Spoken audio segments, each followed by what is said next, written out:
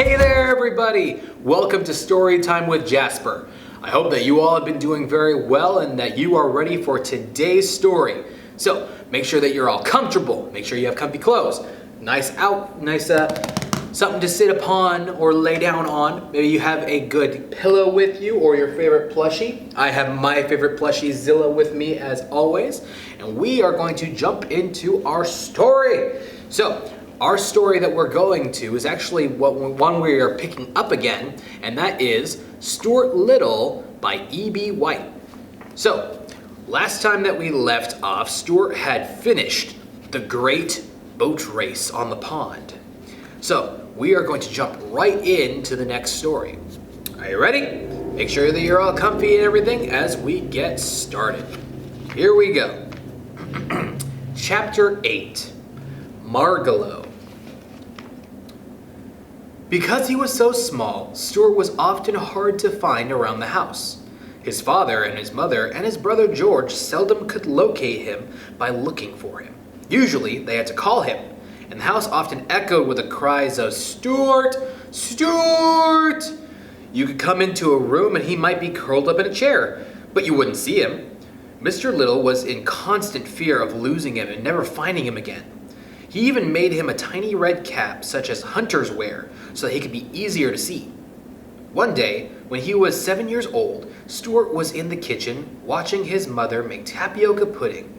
He was feeling hungry, and when Mrs. Little opened the door of the electric refrigerator to get something, Stuart slipped inside to see if he could find a piece of cheese. He supposed, of course, his mother had seen him, and when the door swung shut and he realized he was locked in, it surprised him greatly. "Help!" he cried. "It's dark in here! It's cold in the refrigerator! Help! Let me out! I'm getting colder by the minute!" But his voice was not strong enough to penetrate the thick wall. In the darkness he stumbled and fell into a saucer of prunes. The juice was cold. Stuart shivered and his teeth chattered together. It wasn't until half an hour later that Mrs. Little again opened the door and found him standing on a butter plate, beating his arms together to try to keep warm, and blowing on his hands and hopping up and down. "Mercy!" she cried. "Stuart, my poor little boy!" How about a nip of brandy?" said Stuart. "I'm chilled to the bone." But his mother made him some hot broth instead, and put him to bed in his cigarette box with a doll's hot water bottle against his feet. Even so, Stuart caught a bad cold, and this turned into bronchitis, and Stuart had to stay in bed for almost 2 weeks. During his illness, the other members of his family were extremely kind to Stuart. Mrs. Little played tic-tac-toe with him. George made him a soap bubble pipe and a bow and arrow. Mr. Little made him a pair of ice skates out of 2 paper clips. One cold afternoon, Mrs. Little was shaking her dust cloth out the window when she noticed a small bird lying on the windowsill, apparently dead. She brought it in and put it near the radiator, and in a short while it fluttered its wings and opened its eyes. It was a pretty little hen bird, brown with a streak of yellow on her breast. The Littles didn't agree on what kind of bird she was. "She's a wall-eyed Vero," said George scientifically. "I think she's more like a young Weird," said Mr. Little. Anyway, they fixed a place for her in the living room and fed her and gave her a cup of water. Soon she felt much better and went hopping around the house, examining everything with the greatest care and interest. Presently, she hopped upstairs and into Stuart's room where he was lying in bed. "Hello," said Stuart. "Who are you? Where did you come from?" "My name is Margalo," said the bird softly in a musical voice. "I come from fields once tall with wheat, from deep pastures in fern and thistle. I come from vales of meadows sweet, and I love to whistle." Stuart sat bolt upright in bed. "Say that again," he said. "I can't," replied Margalo. "I have a sore throat." "So have I," said Stuart. "I got bronchitis.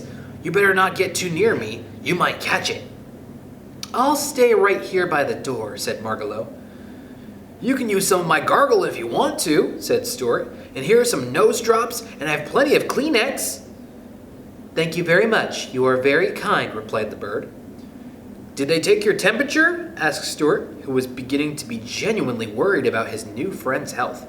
No, said Margalo, but I don't think it will be necessary. Well, we better make sure, said Stuart, because I would hate to have anything happen to you. Here, and he tossed her the thermometer. Margalo put it under her tongue, and she and Stuart sat very still for 3 minutes. Then she took it out and looked at it, turning it slowly and carefully. Normal, she announced. Stuart felt his heart leap for gladness. It seemed to him that he had never seen any creature so beautiful as this tiny bird, and he already loved her. I hope, he remarked, that my parents have fixed you up with a decent place to sleep. Oh yes, Margalo replied. I'm going to sleep in the Boston fern on the bookshelf in the living room. It's a nice place for a city location. And now, if you'll excuse me, I think I shall go to bed. I see it's getting dark outside. I always go to bed at sundown. Good night, sir. Please don't call me sir, cried Stuart. Call me Stuart. Very well, said the bird. Good night, Stuart. And she hopped off with light bouncing steps. Good night, Margalo, called Stuart. See you in the morning. Stuart settled back under the bed sheets again. There's a mighty fine bird, he whispered, and sighed a tender sigh. When Mrs. Little came in later to tuck Stuart in for the night and hear his prayers, Stuart asked her if she thought the bird would be quite safe sleeping down in the living room. Quite safe, my dear, replied Mrs. Little. What about the cat Snowbell? Asked Stuart sternly. Snowbell won't touch the bird, his mother said. You go to sleep and forget all about it, said Mrs. Little. And she opened up the window and turned out the light. Stuart closed his eyes and lay there in the dark, but he couldn't seem to go to sleep. He tossed and turned, and the bedsheets got all rumpled up. He kept thinking about the bird downstairs asleep in the fern. He kept thinking about how Snowbell and about the way Snowbell's eyes gleamed. Finally, unable to stand it any longer, he switched on the light. There's just something in me that doesn't trust a cat, he muttered. I can't sleep, knowing that Margalo is in danger. Pushing the covers back, Stuart climbed out of bed. He put on his wrapper and slippers. Taking his bow and arrow and his flashlight, he tiptoed out into the hall. Everybody had gone to bed and the house was dark. Stuart found his way to the stairs and descended slowly and cautiously into the living room, making no noise. His throat hurt him, and he felt a little dizzy. Sick as I am, he said to himself, this has got to be done. Being careful not to make a sound, he stole across to the lamp by the bookshelf, shimmied up the cord, and climbed out onto the shelf. There was a faint ray of light from the street lamp outside, and Stuart could dimly see Margalo asleep in the fern, her head tucked under her wing. Sleep dwell upon thine eyes, peace in thy breast, he whispered, repeating a speech he had heard in the movies. Then he hid behind a candlestick and waited, listening and watching. For half an hour he saw nothing, heard nothing but the faint ruffle of Margalo's wings when she stirred in dream. The clock struck 10 loudly, and before the sound of the last stroke had died away, Stuart saw two gleaming eyes peering out from behind the sofa. So, thought Stuart, I guess there's going to be something doing after all. He reached for his bow and arrow. The eyes came nearer. Stuart was frightened, but he was a brave mouse, even when he had a sore throat. He placed the arrow against the cord of the bow and waited. Snowbell crept softly toward the bookshelf and climbed noiselessly up the chair within easy reach of the Boston fern where Margalo was asleep. Then he crouched, ready to spring. His tail waved back and forth. His eyes gleamed bright. Stuart decided the time had come. He stepped out from behind the candlestick, knelt down, bent his bow, and took careful aim at Snowbell's left ear, which was nearest to him. This is the finest thing I have ever done, thought Stuart, and he shot the arrow straight into the cat's ear. Snowbell squeaked with pain and jumped down and ran off into the kitchen. A direct hit, said Stuart. Thank heaven. Well, there's a good night's work done, and he threw a kiss towards Margalo's sleeping form. It was a tired little mouse that crawled into bed a few minutes later, tired but ready for sleep at last. Chapter 9. A Narrow Escape. Margalo liked it so well at the Littles' house she decided to stay for a while instead of returning to the open country. She and Stuart became fast friends, and the days passed. It seemed to Stuart that she grew more and more beautiful. He hoped she would never go away from him. One day, when Stuart had recovered from bronchitis, he took his new skates on and put the ski pants on as well, went out and looked for an ice pond. He didn't go far. The minute he stepped out into the street, he saw an Irish Terrier, so he had to shimmy up the iron gate and jump into a garbage can, where he hid in a grove of celery. While he was there, waiting for the dog to go away, the garbage truck from the Department of Sanitation drove up to the curb, and two men picked up the can. Stuart felt himself being hoisted high into the air. He peered over the side and saw in another instant he and everything in the can would be dumped into the big truck. "If I jump now, I'll kill myself," thought Stuart, so he ducked into the can and waited. The men threw the can with a loud bump into the truck, where another man grabbed it, turned it upside down, and shook everything out. Stuart landed on his head, buried 2 feet deep in wet, slippery garbage. Ew. All around him was garbage, smelling strong. Under him, over him, on all 4 sides of him, garbage. Just an enormous world of garbage and trash and smell. It was a messy spot to be in. He had egg on his trousers, butter on his cap, gravy on his shirt, orange pulp in his ear, and banana peel wrapped around his waist. Still hanging onto his skates, Stuart tried to make his way up to the surface of the garbage, but the footing was bad. He climbed a pile of coffee grounds, but near the top of the grounds that gave way under him, and he slid down and landed in a pool of leftover rice pudding. "I bet I'm going to be sick to my stomach after I get out of all this," said Stuart. He was anxious to work his way up to the top of the pile because he was afraid of being squished by the next can load of garbage. When at last he did succeed in getting to the surface, tired and smelly, he observed that the truck was not making any more collections, but was rumbling rapidly along. Stuart glanced up at the sun. "We're going east," he said to himself. "I wonder what that means." There was no way for him to get out of the truck. The sides were too high. He just had to wait. When the truck arrived at the East River, which borders New York City on the east and which is a rather dirty but useful river, the driver drove out onto the pier, backed up to a garbage scow, and dumped his load. Stuart went crashing and slithering along with everything else and hit his head so hard he fainted, lay quite still as though dead. He lay that way for almost an hour, and when he recovered his senses, he looked about him and saw nothing but water. The scow was being towed to sea. "Well," thought Stuart, "this is about the worst thing that could happen to anybody. I guess this will be my last ride in this world," for he knew that the garbage would be towed 20 miles out and dumped into the Atlantic Ocean. "I guess there's nothing I can do about it," he thought hopelessly. "I'll just have to sit here bravely and die like a man. But I wish I didn't have to die with egg on my pants and butter on my cap and gravy on my shirt and orange pulp in my ear and a banana peel wrapped around my middle."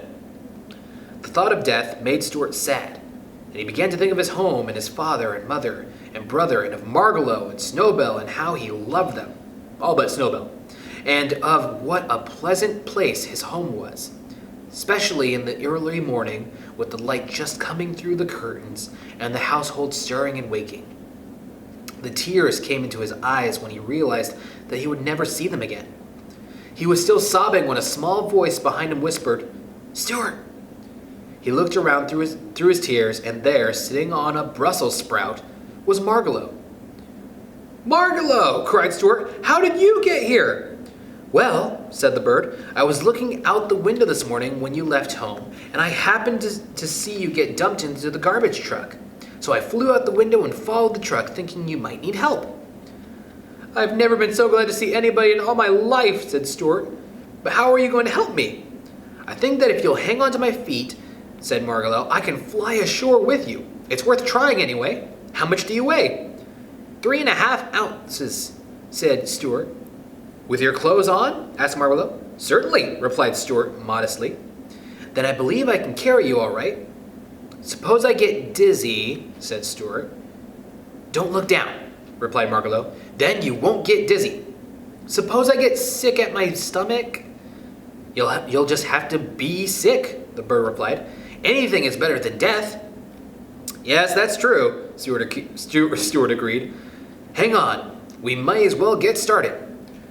Stuart tucked his skates into his shirt, stepped gingerly onto a tuft of lettuce, and took a firm grip on Margalo's ankles. All ready, he cried. With a flutter of wings, Margalo rose into the sky, carrying Stuart along, and together they flew out over the ocean and headed toward home. Phew, said Margalo when they were high in the air. You smell awful, Stuart. I know I do, he replied gloomily. I hope it isn't making you feel bad. I can hardly breathe, she answered, and my heart is pounding in my breast. Isn't there something you could do to make yourself lighter? Well, I could drop these ice skates, said Stuart. Goodness me, the little bird cried. I didn't know you had skates hidden in your shirt. Toss those heavy skates away quickly or we'll both come down in the ocean and perish. Stuart threw his skates away and watched them fall down till they disappeared in the gray waves below. That's better, said Margalo. Now we're all right. I can already see the towers and chimneys of New York. 15 minutes later, in they flew through the open window of the Littles' living room and landed on the Boston Fern.